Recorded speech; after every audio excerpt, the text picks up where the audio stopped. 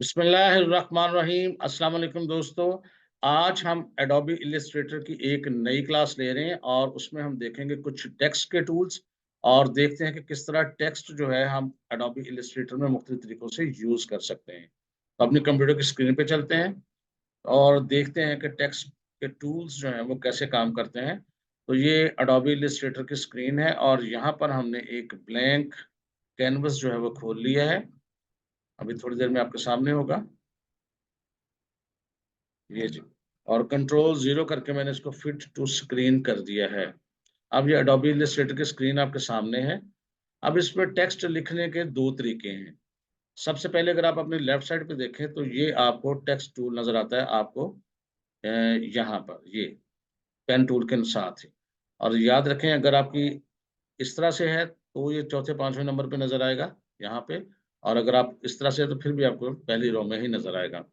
इसको तरीकाकार दो है। अगर तो आपने कोई हेडिंग लिखनी हो तो आप टेक्स्ट टूल पर क्लिक करें और अपने कैनवस पे एक दफा क्लिक कर दें तो एक अ, जो डमी टेक्स्ट है वो लिखा हुआ आ जाता है। आप वहां कुछ भी लिख दें।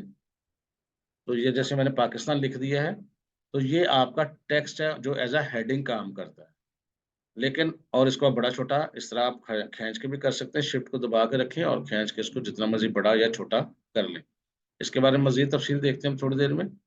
लेकिन अगर आपको कुछ हेडिंग लिखने के बजाय आपको कोई पैराग्राफ लिखना हो तो आपने ये टेक्स्ट टूल लेकर यहाँ क्लिक नहीं करना, बल्कि एक इस तरह से माउस से ड्रा करना है बॉक्स। उसके अंदर एक डमी टेक्स्ट आ जाएगा। आप उसके अंदर इसको अरेज करके अपना टेक्स्ट जो है वो लिख सकते हैं। तो ये टेक्स्ट लिखने के दो तरीके हैं, एज अ हेडिंग और एज अ पैराग्राफ। ये पैराग्राफ के अंदर डमी टेक्स्ट आता है, ये इसको आप किसी वक्त भी रिमूव करके यहाँ से अपनी मर्जी की चीज इस तरह टाइप कर सकते हैं। तो ये है सिंपल तरीका टेक्स्ट का। अब हम थोड़ी सी मजीद चीजें इसमें देखते हैं। इसको हम यहाँ से अरेज कर देते हैं। टेक्स्ट को मैं अरेज करने लगा हूँ जी, इसको भी और इसको भी। अब इससे अगला जो ऑप्शन यहाँ पे आपको ये तीन चार ऑप्शन मिलेगा। एरिया टाइप टूल ये क्या करता है? अगर फर्ज करते हैं आपने कोई शेप बनाई हुई है, जैसे फर्ज करते हैं मैं यहाँ पर ये एक शेप बना लेता हूँ, सिर्फ इसकी आउटलाइन लगाता हूँ मैं। और अब अगर मैं यहाँ एरिया टाइप टूल को लेके इसके ऊपर यानी पाथ के ऊपर आपने एक दफा क्लिक कर दिया तो आप देखें जिस किस्म का एरिया बनाया हुआ था उस किस्म का टेक्स्ट उसके अंदर आ गया। आप इसको अरेज करके उसके अंदर चीजें लिख सकते हैं। ये अब कोई भी शेप हो सकती है। मैं आपको कुछ और भी बना के दिखाता हूँ। फर्ज करते हैं ये पॉलीगॉन है। इसको हम चलें यहाँ पर ये चीज बना लेते हैं और इस तरह से। और इसको यहाँ मैं आउटलाइन लगा देता हूँ। अब आपको क्या करना है? अब आपने ये करना है कि यहाँ से सिलेक्ट करना है एरिया टाइप और उसके बाद आपने इस पाथ के ऊपर एक दफा क्लिक करना है। जो ही आप पाथ पे क्लिक करेंगे आपका देखें उस शक्ल के अंदर चीज लिखी गई है। ये देखें जी। इसको भी मैं साइड पे रखता हूँ। इसी तरह कोई और शक्ल अगर आपने खुद बनाई हुई हो जैसे कि यहाँ पर हम एक स्टार बना लेते हैं। ये देखें। अब इस स्टार के अंदर आपने एज इट इज लिखना हो, आउटलाइन बना लेंगे तो ज़्यादा अच्छा रहेगा। और यहाँ पर आपने सिलेक्ट करना है, ये देखें। तो ये स्टार की शक्ल में आ जाएगा। ज़ाहिर है इसमें कुछ चीज़ें टाइप करेंगे तो टेक्स्ट आपका बराबर हो जाएगा, नॉर्मल हालत में हो जाएगा। अगर आप टेक्स्ट को सिलेक्ट करेंगे तो ऊपर आपको कुछ यहाँ ऑप्शंस भी नज़र आएंगे। इसके ज़रिए आप जस्टिफाइड भी कर सकते हैं, लेफ्ट लाइन, सेंटर लाइन कुछ भी कर सकते हैं। तो इस तरह शेप्स की मदद के साथ आपने इसको टेक्स्ट की शेप बना सकते हैं। इसको मैं ज़रा एक्सपोर्ट कर देता हूँ एज अ जेपीजे या और इसको हम कर देते हैं जी किसी भी नाम से सेव कर देते हैं। जस्ट इसको मैं चाहता हूँ कि आपको बाद में काम दे दिया जाए। तो ये सेव होगी। अब कंट्रोल ए करके मैंने सबको रिमूव कर दिया। अब इससे अगला जो टूल है वो यहाँ पर टाइप ऑन अ पाथ। बाज़ औक़ात आपके पास एक पाथ होता है। पाथ से मुराद आपने लेनी है लाइन। वो चाहे लाइन आप वैसे लगा दें, चाहे आप लाइन पेन टूल से लगा दें। जैसे ये मैंने पेन टूल लिया और इसके ज़रिए मैंने यहाँ पर एक कर्व से ड्रा कर दी और दूसरी कर्व भी यहाँ ड्रा कर दी। इसका फिल मैं ऑफ कर दूंगा और आउटलाइन रहने दूंगा। ये देखें जी, अब ये जिगजैग से ये कोई लहर की शक्ल में, वेव की शक्ल में है। अगर आप इसके ऊपर ऊपर टेक्स्ट लिखवाना चाहें तो आपने क्या करना है, टेक्स्ट टूल के नीचे थर्ड ऑप्शन है, type on a path tool. आपने इस पर एक दफा क्लिक करना है। उसके बाद आपने आराम से इसके ऊपर क्लिक कर देना है। तो आप देखें इसके ऊपर जो है वो टेक्स्ट आ चुका है। अब आप इस टेक्स्ट को यहाँ पर रिमूव करके कुछ भी लिख सकते हैं और इसको आगे पीछे मूव भी कर सकते हैं। ये देखिए, इसको आगे पीछे मूव भी हम कर सकते हैं। अब इसके अंदर कुछ भी लिखता हूँ मैं, टेक्स्ट ले लिया और इस टेक्स्ट को कुछ भी मैं यहाँ टाइप करना शुरू कर देता हूँ और पुराने को अरेज कर देता हूँ। ये देखिए जी, ये अरेज होना शुरू हो गया। अब आप अपनी मर्जी का टेक्स्ट यहाँ जब टाइप करेंगे वो इस वेव के ऊपर ऊपर ट्रेवल करेगा। जैसे मैं लिखता हूँ,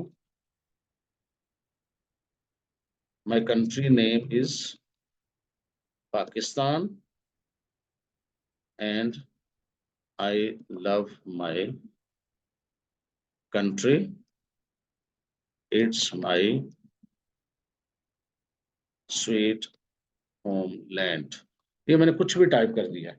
ये इसी तरह आप इसको टाइप करके बिल्कुल सिलेक्ट करके ऐसे, तो ऊपर से जो आपकी प्रॉपर्टीज हैं, जो ही आप टेक्स्ट टाइप करते हैं तो ऊपर प्रॉपर्टीज आ जाती हैं, वहां से इसका साइज भी बड़ा कर सकते हैं। ये देखें, जितना साइज मर्जी बड़ा कर लें।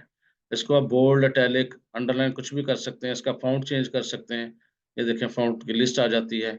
आप कोई भी ले लें जैसे आपका दिल चाहता है। जैसे मैं ये ले लेता हूँ, साइज बड़ा छोटा कर लें, वो आपकी अपनी मर्जी है। ये देखें, इसके साथ साथ आपने ये चीज गौर करनी है, जब आप टेक्स्ट टूल से इस पे क्लिक करते हैं एक दफा, तो इसके दोनों साइडों पे कुछ आ जाते हैं।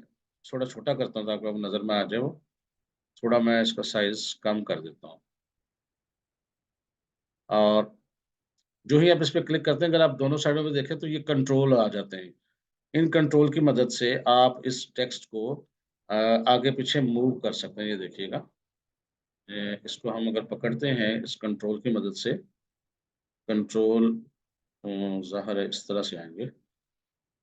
ये अगर आप इसको मैं बड़ा करके दिखाऊं आपको, तो ये लाइन है, ये इसका कंट्रोल है। छोटा सा पकड़ना मुश्किल हो जाता है, तो ये इसको पकड़ के आप इस कंट्रोल की मदद से इसको आगे पीछे यहाँ पर देखें मूव कर सकते हैं। और अगर आप इस कंट्रोल को थोड़ा सा करीब ले आए यहाँ पर खींच के, तो ये भी मुमकिन है। ये देखें, ये बहुत बारीक है एक्चुअली, इसको अपना पकड़ के करना पड़ेगा आपको, जूम करके। ये देखें, बहरहाल कंट्रोल को ये देखें मूव कर सकते हैं टेक्स्ट, या आपका टेक्स्ट मूव हो रहा होगा। इसी तरह दूसरी तरफ भी टेक्स्ट होता है, मैं वो आपको दिखाता हूँ। कंट्रोल होता है ये वाला, इसकी मदद से भी आप इसको मूव कर सकते हैं।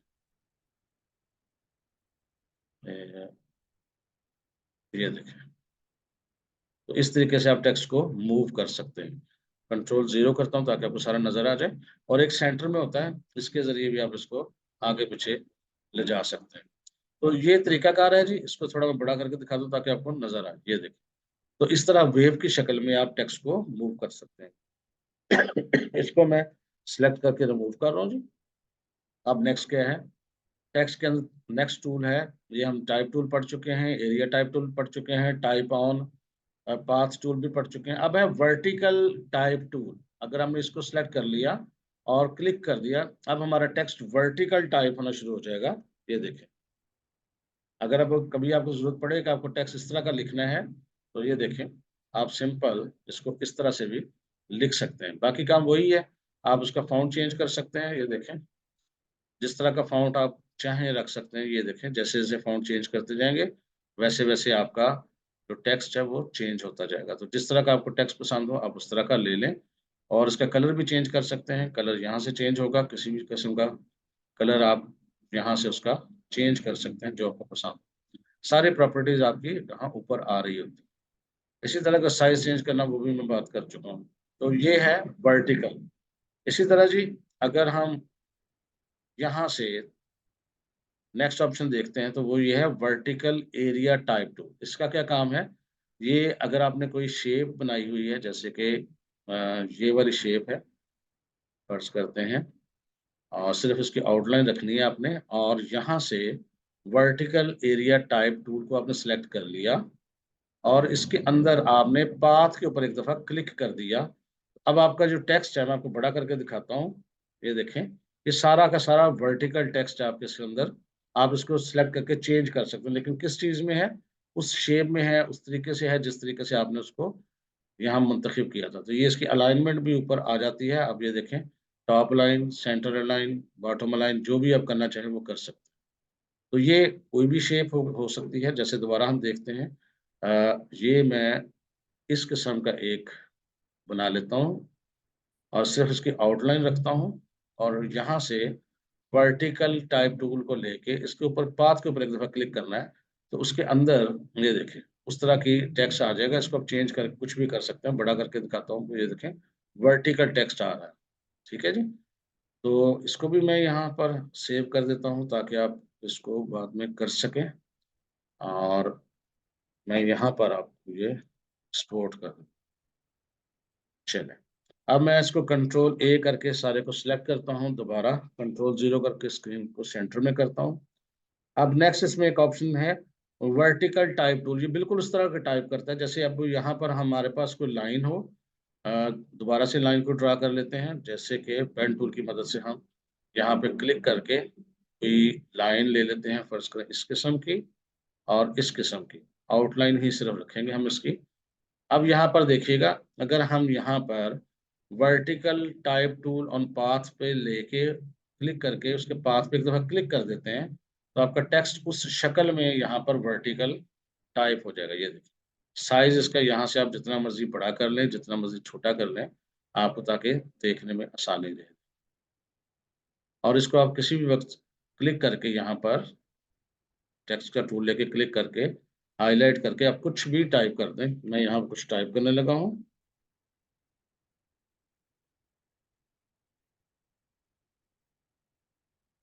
ये ये मैंने कुछ दो तीन लफ्ज लिख दिए हैं। आप देखेंगे कि वो उस शेप में, जिस शेप में लाइन थी, उस शेप में जाके वो टेक्स्ट जो है वो आपके सामने है। और इसको मूव भी कर सकने के लिए हैंडल के कंट्रोल हैंडल्स आपके पास है, तो इससे आप इसको मूव भी कर सकते हैं। ये देखें, तो ये है वर्टिकल टाइप टूल। अब ये है सिंपल टेक्स्ट लिखने की बात। अब थोड़ी सी मजीद हम चीजें देखते हैं। इसको मैं यहाँ पर खत्म कर रहा हूँ। टेक्स्ट सिंपल लेता हूँ मैं यहाँ पर और यहाँ टाइप करता हूँ। अब जो जो कुछ भी आपने टाइप करना वो आपकी मर्जी है। अब टाइप जब आपने कर लिया तो इसके जो जितने भी प्रॉपर्टीज हैं वो कहाँ से आएंगी, आपने विंडोज पे क्लिक करना है। विंडोज पे क्लिक करके टाइप पे क्लिक करना है, तो एक सब मेन्यू आता है, उसमें आपने सेलेक्ट करना है करेक्टर। करेक्टर पे आपने क्लिक करना है, तो ये प्रॉपर्टीज आपके सामने आएंगी, ये विंडो आपके सामने आ जाएगी। इसको आप उठा के यहाँ साइड पे भी रख सकते हैं। और इसके अंदर ऊपर जो तीन लाइनें हैं उस पर क्लिक करके यहाँ अगर आप शो ऑप्शंस करेंगे तो काफी सारे ऑप्शंस जो हैं ये आपके सामने आ जाते हैं। अब आपने ये देखना है कि ये क्या क्या करते हैं, सिलेक्शन आपकी होनी चाहिए। अब ये देखें, यहाँ पर साइज 21 है। ये जैसे जैसे आप बड़ा करते जाएंगे आपको यहाँ साइज जो है वो बड़ा होता जाएगा, जितना मर्जी बड़ा कर लें। और इसी तरह फाउंट भी यहाँ से भी चेंज हो सकता है। ये देखें, बेशुमार फाउंट की यहाँ आपको चीज़ें मिलेंगी। ये फ्री फाउंट है, तकरीबन हर कंप्यूटर में ही होते हैं। आप जो आपको पसंद हो, जैसा आपको पसंद हो वैसा आप कर सकते हैं। ठीक है, ये देख लें। तो मैं इसमें से कोई भी ले लेता हूँ, ये वाला फर्ज करते हैं। थोड़ा सा साइज बड़ा करता हूँ ताकि आपको नजर आए। इसी तरह जी, ये अगर यहाँ पर अगर हम देखें तो ये थोड़ा सा पॉइंट्स हैं इसके, लेकिन ये पॉइंट्स अगर दो लाइनों में टेक्स्ट हो तो फिर ये आपस में उनका फासला तय करता है। और इसी तरह ये चीज़ ये देखिएगा, ये आपके करेक्टर्स जो हैं आपस में ये फासला बन रहा है कम ज़्यादा। फासला अगर आपको कम ज़्यादा करना हो तो इस तरह से आप इसको फासले को कम ज़्यादा कर सकते हैं।